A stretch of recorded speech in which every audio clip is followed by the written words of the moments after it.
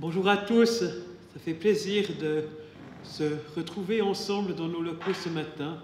Et on pense bien sûr aussi à ceux qui nous suivent à distance, à ceux qui ne peuvent même pas suivre le culte. Nous pensons à chacun. Et le titre de la prédication de ce matin, c'est justement « Être en communauté, même à distance ». J'ai commencé à penser à cette prédication en pensant que ce serait encore un culte par Internet depuis nos salons. Mais je n'ai pas voulu en changer parce que, d'une part, la situation se poursuit même si nos cultes reprennent, et d'autre part, je crois qu'il y a des enseignements importants et fondamentaux qui sont pas juste liés à la situation et que je tiens à transmettre avec cette prédication. Alors c'est sûr que ces jours, on ressent tous que la communauté nous manque. Je l'entends de beaucoup dans les téléphones qu'on essaye de faire pour garder le contact. On est confiné chez soi, on est censé limiter les contacts autant que possible. Et nos cultes ont été suspendus pendant plusieurs semaines, même si on peut les reprendre maintenant et nous en rendons gloire à Dieu. On sent ce manque, ce déficit de communauté.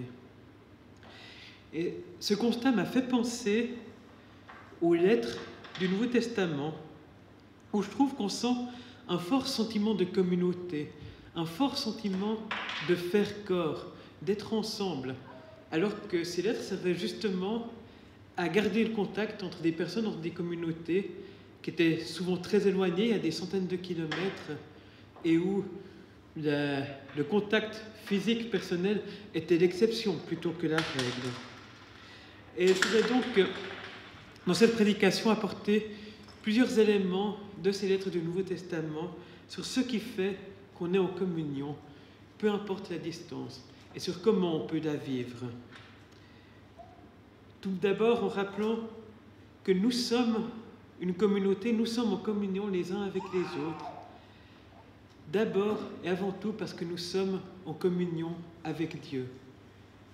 Et que cela ne change pas avec le confinement ou l'éloignement. Ensuite, en rappelant qu'on peut sans cesse penser les uns aux autres, remercier pour les autres, remercier pour qui ils sont, remercier parce qu'ils ont reçu le salut en Jésus-Christ. On peut aussi prier les uns pour les autres, non seulement pour nos besoins du moment présent, mais en demandant que nous grandissions tous dans la foi et dans l'amour. Et puis finalement dire que si les moyens de communication ne remplacent pas le face-à-face, bien on peut les utiliser pour garder le lien, que c'était déjà le cas à l'époque et qu'on peut être reconnaissant pour ces choses et qu'elles nous aident aussi à vivre malgré tout un lien communautaire. Je vais lire un premier texte dans la première lettre de Jean au chapitre 1, les versets 1 à 4. Ce qui était dès le commencement, ce que nous avons entendu, ce que nous avons vu de nos yeux, ce que nous avons contemplé et que nos mains ont touché concernant la parole de vie. Et la vie a été manifestée, nous l'avons vue, nous en rendons témoignage, et nous vous annonçons la vie éternelle qui était auprès du Père et qui nous a été manifestée. Ce que nous avons vu et entendu, nous vous l'annonçons à vous aussi, afin que vous aussi, vous soyez en communion avec nous. Or, notre communion est avec le Père et avec son Fils Jésus-Christ. Ceci, nous l'écrivons afin que notre joie soit complète. C'est donc le début de cette lettre qu'écrit l'apôtre Jean. Et il dit, entre autres, dans quel but il l'écrit. Afin que vous aussi, vous soyez en communion avec nous. Et ceci, nous l'écrivons afin que notre joie soit complète. Mais alors, de quoi est-ce que Jean choisit de parler pour que que nous soyons en communion les uns avec les autres? Eh bien, il parle de qui est Jésus. Il parle de ce que Jésus a fait, de ce qu'il a enseigné et commandé. Et pourquoi est-ce qu'il le fait? Eh bien, justement parce que la communion des chrétiens vient de leur communion avec Dieu le Père, avec Jésus-Christ. Et que cette communion a été rendue possible par l'œuvre de Jésus.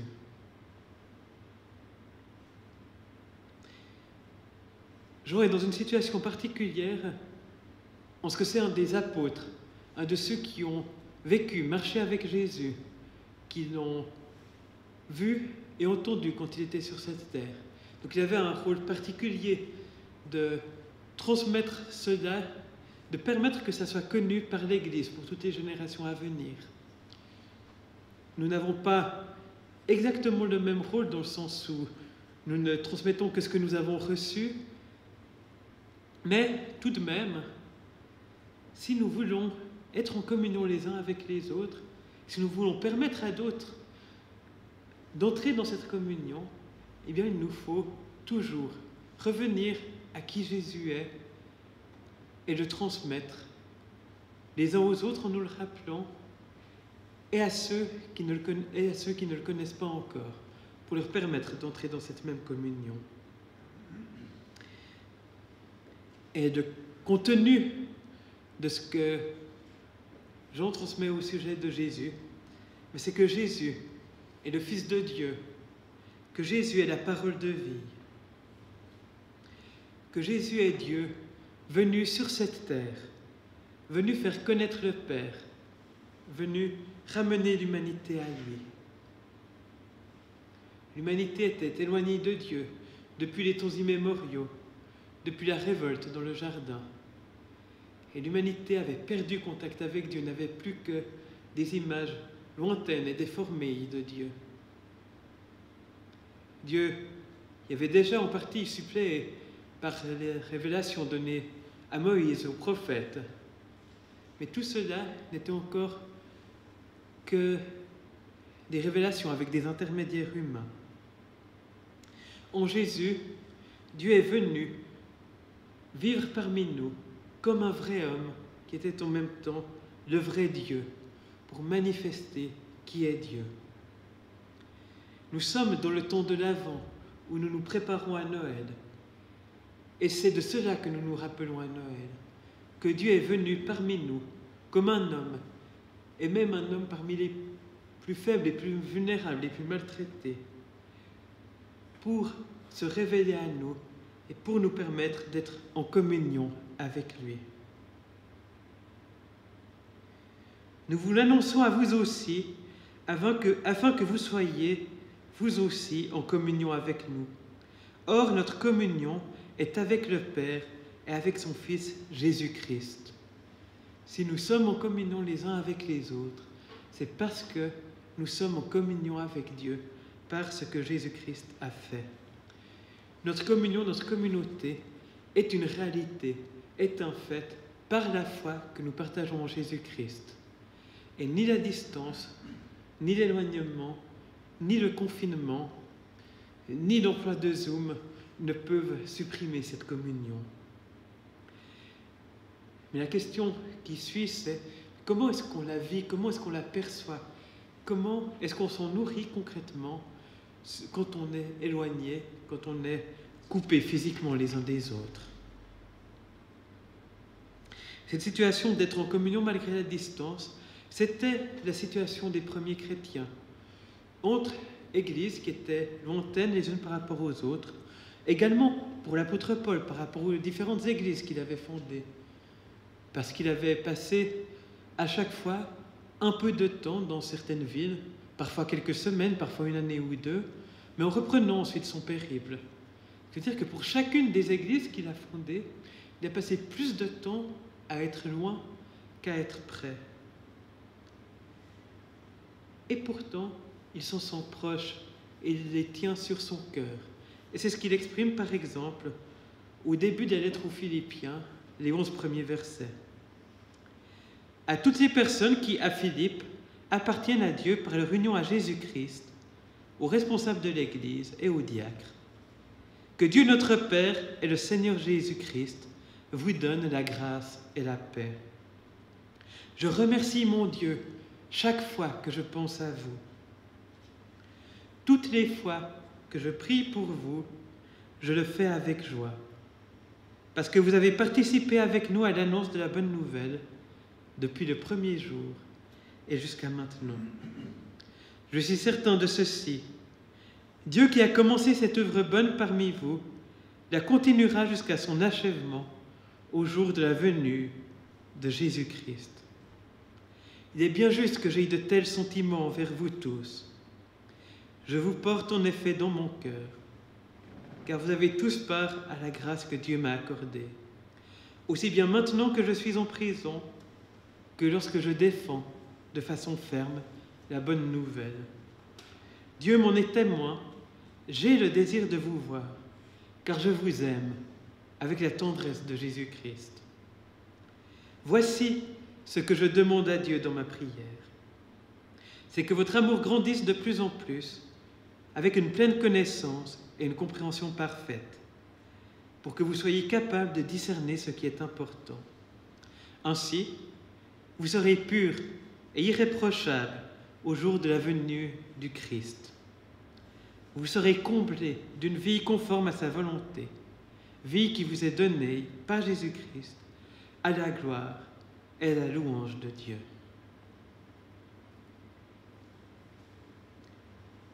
Dieu m'en est témoin, j'ai le désir de vous voir, car je vous aime avec la tendresse de Jésus-Christ. C'est normal d'avoir envie de se voir quand on s'aime en Jésus-Christ. Et c'est normal d'avoir ce désir sur le cœur et de se l'exprimer les uns aux autres. Si ça ne nous manquait pas, si on n'avait pas envie de se voir, eh bien, c'est qu'il manquerait quelque chose à notre amour, à notre communion. Mais comment est-ce que Paul traduit cet amour alors qu'il est à distance? D'une part, de la prière pour les Philippiens. Je reviendrai un petit peu plus tard sur le contenu des prières de Paul pour les Philippiens et pour d'autres. Et d'autre part, ce que je trouve intéressant, c'est le nombre de fois où Paul dit qu'il remercie pour les gens, pour les Philippiens et aussi pour les autres à qui il écrit. Et je vais tout bientôt vous faire un court florilège de choses que Paul dit pour remercier pour d'autres églises. Je remercie mon Dieu à chaque fois que je pense à Dieu, à vous. Ça c'était déjà lu dans la lettre aux Philippiens. Puis au début de la première lettre aux Corinthiens, je remercie sans cesse mon Dieu à votre sujet pour la grâce qu'il vous a accordée par votre union avec Jésus-Christ. Au début de sa première lettre aux Thessaloniciens, nous remercions toujours Dieu pour vous tous et nous faisons sans cesse mention de vous dans nos prières. En effet, nous nous rappelons votre foi si active, votre amour qui se donne de la peine et votre solide espérance en notre Seigneur Jésus-Christ devant Dieu notre Père. Nous savons, frères et sœurs, que vous êtes aimés de Dieu et qu'il vous a choisis. Et au début de sa lettre aux Éphésiens, voilà pourquoi, maintenant que j'ai entendu parler de votre foi dans le Seigneur Jésus et de votre amour pour tous les croyants, je ne cesse pas de remercier Dieu à votre sujet. Je pense à vous dans mes prières et je demande au Dieu de notre Seigneur Jésus-Christ, au Père à qui appartient la gloire, de vous donner l'esprit de sagesse qui vous le révélera et vous le fera vraiment connaître.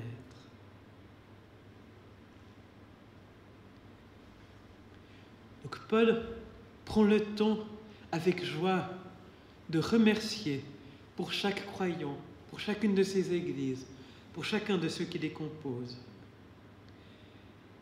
Il peut remercier pour eux parce que Dieu les aime. Il peut remercier parce que Dieu leur a fait grâce. Il peut remercier parce qu'ils connaissent Dieu par Jésus-Christ. Je crois qu'on a facilement tendance, et moi le premier, à oublier combien c'est merveilleux qu'on puisse connaître Dieu, combien c'est merveilleux que des personnes puissent connaître Dieu par Jésus-Christ. Chaque chrétien est un pécheur qui méritait d'être coupé de Dieu pour toujours, mais qui a reçu le salut parce que Dieu est bon, parce que Jésus est venu mourir pour nous, parce que Dieu lui a fait grâce de pouvoir comprendre, accepter et recevoir ce salut. Chaque chrétien est quelqu'un que Dieu aime d'un amour infini, que Dieu aime du même amour dont le Père aime le Fils et dont le Fils aime le Père. Nous pouvons donc penser à chacun de nous, chacun de notre communauté, chaque chrétien que nous connaissons et les multitudes innombrables que nous ne connaissons pas, être reconnaissants pour eux, pour chacun d'eux. Et penser à cela nous aide à nous rappeler que nous formons un corps, que nous ne sommes pas tout seuls, que nous sommes dans cette communion avec tous ceux qui ont reçu le même salut. En plus du salut, nous pouvons aussi remercier pour les dons que Dieu a donnés à chacun. Penser à ce que nous pouvons apprécier chez les autres, à ceux qui, chez les autres, enrichissent le corps du Christ, et remercier Dieu pour cela. Nous pouvons remercier pour le travail commun pour témoigner de Dieu, comme Paul le fait dans plusieurs de ses lettres. Nous sommes à l'œuvre ensemble pour faire avancer le royaume de Dieu. Et c'est une joie de faire ce travail ensemble. Et c'est une chose dont nous pouvons être reconnaissants. Nous pouvons remercier Dieu pour l'amour que nous voyons en action chez les uns et chez les autres, pour ce que nous voyons de l'action de Dieu, de l'œuvre de Dieu dans les cœurs. Et cette reconnaissance nous encourage, nous aide à nous rappeler que nous formons un tout avec les uns et les autres. Et et je crois, à ressentir, à percevoir cette communion. Et d'ailleurs, préparer cette prédication m'a poussé à encourager moi-même dans mes temps de prière ou mes temps paisibles, à repenser aux uns et aux autres, à remercier Dieu pour chacun. Et je crois que ça fait du bien. Dieu mérite que nous lui rendons grâce pour cela, mais je crois que ça nous aide également. On a aussi vu, dans plusieurs de ces extraits que j'ai cités, que Paul prie pour les uns et pour les autres. Il prie pour que l'amour grandisse, pour que les Philippiens connaissent mieux Dieu, pour qu'ils soient capables de discerner ce qui est important, pour qu'ils soient irréprochables au jour de la venue de Jésus-Christ, ce jour que nous attendons aussi dans la période de l'Avent. Il prie pour qu'ils soient comblés d'une vie conforme à la volonté de Dieu, à la gloire et à la louange de Dieu. Donc Paul ne prie pas seulement pour les petits besoins quotidiens, mais pour la croissance dans la foi. Et je voulais encore lire 2 versets dans la deuxième lettre de Paul aux Thessaloniciens, chapitre 1, versets 11 à 12. « C'est pourquoi nous prions sans cesse pour vous. Nous demandons à notre Dieu de vous rendre digne de l'appel qu'il vous a adressé. Nous demandons que par sa puissance, il vous aide à accomplir votre désir de faire le bien et qu'il rende votre foi parfaitement active. Ainsi, le nom de notre Seigneur Jésus sera honoré par vous et vous serez honorés par lui. Tel sera l'effet de la grâce de notre Dieu et du Seigneur Jésus-Christ. » Et je crois aussi que prier les uns pour les autres et savoir que les autres prient pour nous fait un lien, est un lien réel devant Dieu et qui pense et nous aide aussi à vivre cette communauté.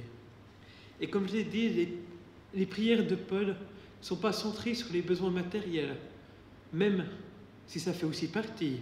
Quand Paul est en prison, les croyants des églises qu'il a fondées ou avec qui il est en contact prient pour lui, prient pour qu'il soit libéré, prient pour ses difficultés. Donc, c'est normal de prier pour les difficultés, les situations, les circonstances que chacun traverse. Mais Paul donne plus de place encore à la prière pour la croissance dans la foi, pour percevoir l'amour de Dieu, pour le vivre et pour en témoigner. Et je crois que c'est des choses qu'on peut prier pour nous-mêmes et pour les uns pour les autres en toutes circonstances. On n'a pas besoin d'avoir des nouvelles particulières pour savoir qu'il est bon pour les autres de vivre plus proche de Dieu, d'être rempli de son amour, d'être animé par son esprit. Mais bien sûr, quand on prie pour les autres, ça nous donnera aussi l'occasion de penser à eux. Ça nous donnera aussi envie d'avoir de leurs nouvelles, envie de savoir comment ils vont, ce qu'il se passe dans leur vie et comment ils vivent leur foi dans les temps que nous vivons ou dans n'importe quel autre. Et ça nous poussera donc aussi à prendre contact. Et c'est sûr que les moyens de communication ne remplacent jamais tout à fait le face-à-face. On le voit, par exemple, dans la deuxième lettre de Jean, au verset 12, Jean écrit « J'aurais encore beaucoup de choses à vous dire, mais je préfère ne pas les mettre par écrit avec le papier et l'encre. J'espère me rendre chez vous et parler de vive voix, afin que notre joie soit complète. » Et s'il y a des choses que Jean préférait ne pas dire avec le papier et l'encre, eh bien nous aussi, il y aura des choses qu'on préférera ne pas se dire par Zoom ou au téléphone ou dans une lettre. Et on aura toujours envie de mieux, envie de se voir et de se retrouver. Mais dans l'intervalle, eh bien nous pouvons utiliser ces moyens que nous avons. À l'époque du Nouveau Testament, il n'y avait que les lettres. Il fallait trouver quelqu'un qui allait voyager par navire marchand ou autre et qui pourrait apporter la lettre à l'endroit où on voulait l'envoyer. Ça prenait plusieurs semaines. Aujourd'hui, si on écrit un mot avec la poste, on peut compter que dans 1 à 3 jours, la personne nous lira. Et ça fait toujours plaisir de recevoir quelque chose dans la boîte aux lettres qui n'est pas une facture ou un prospectus publicitaire. Et puis on peut aussi utiliser le téléphone pour se parler de vive voix. Et puis des moyens comme Zoom, Skype, etc. nous permettent même de nous voir, de parler à plusieurs en même temps. Ça reste des palliatifs, mais ça nous permet de rester en lien. Et on peut se demander au cours de la semaine ou dans nos prières, de qui est-ce que je pourrais demander des nouvelles? Qui aurait besoin d'une parole d'encouragement? À qui est-ce que je pourrais écrire une petite carte? Et ces choses-là nous aident à garder la communion vivante, à la garder concrète. Et peuvent aussi alimenter nos prières de la même manière que nos prières nous aident à penser à ces attentions-là. Pour conclure, utilisons donc les moyens de communication que nous avons, même si on préfère le face-à-face et qu'on a le désir de se retrouver. Prions les uns pour les autres, et en pensant plus encore à demander ce qui peut les rapprocher de Dieu et les faire grandir dans la foi, que ce qui peut répondre à leurs besoins concrets, même si nous pensons aussi à cela et que nous nous en informons. Soyons reconnaissants pour chaque personne qui connaît Dieu, chaque personne qui a reçu l'Évangile, chaque personne qui cherche à aimer Dieu. Soyons reconnaissants même pour ceux dont nous n'avons jamais vu le visage, même pour les centaines de millions de chrétiens en Chine qui se sont convertis malgré le communisme et la persécution. Soyons reconnaissants pour chacun. Et pour ceux que nous connaissons, soyons aussi reconnaissants pour ce que Dieu a fait chez eux, les dons qu'il leur a donnés, pour leur spécificité, où on voit que Dieu agit en eux. Nous sommes les uns des cadeaux pour les autres. Alors remercions Dieu pour cela. Et puis rappelons-nous que notre communion, les uns avec les autres, vient de la communion que nous avons avec Dieu. Rien ne peut nous séparer de l'amour de Dieu manifesté en Jésus-Christ. Et puisque c'est cet amour reçu de Dieu qui nous met en communion les uns avec les autres, ça veut aussi dire que spirituellement parlant, rien ne peut nous séparer les uns des autres. Et rappelons-nous que c'est cela qui fait notre communion.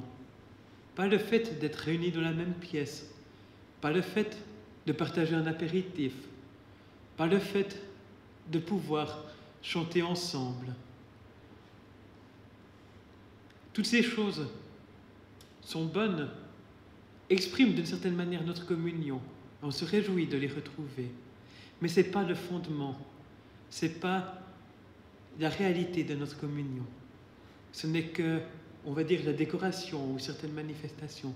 Mais notre communion est là parce que nous appartenons tous à Dieu par Jésus-Christ, parce qu'il nous a rachetés à un grand prix, en se donnant lui-même sur la croix, en étant venu parmi nous, comme un petit enfant et comme un être humain vulnérable.